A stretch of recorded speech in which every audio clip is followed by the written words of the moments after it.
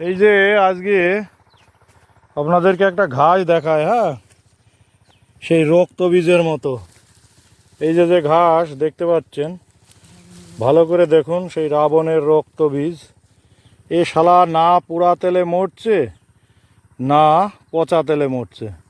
দেখুন, এই যে গোড়াতে প্রচণ্ড শিকড় থাকে, হ্যাঁ, কেটে যদি এরকম মাটি সমেত ফেলে রাখা যায়, আবার দুদিন পরে সেখানে কিন্তু এই মাটি সমেতই কিন্তু আবার তাজা হয়ে যায়। হ্যাঁ, গোড়াতে সামান্য একটু মাটি থাকলেই কিন্তু তাজা হয়ে যায়।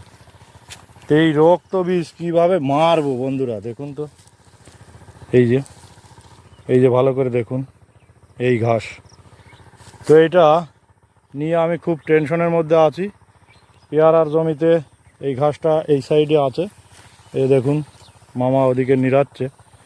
তো কোনোভাবেই এই দিকে দেখুন অন্যান্য ঘাস ছিল পোড়া তেল পচা তেলে, সেগুলো কিন্তু মোটামুটি এই যে পরিষ্কার হয়ে গেছে। হ্যাঁ, মোটামুটি পরিষ্কার হয়ে গেছে, কিন্তু এই শালা হারামি ঘাস কোনোভাবেই মরছে না। এই যে ভালো করে দেখুন, এরকম ছোট্ট ছোট্ট ছোপ হয়, আস্তে আস্তে বড় হয়। এই যে প্রত্যেকটা এরকম ছোপ দেখতে পাচ্ছেন, ভালো করে দেখুন বন্ধুরা।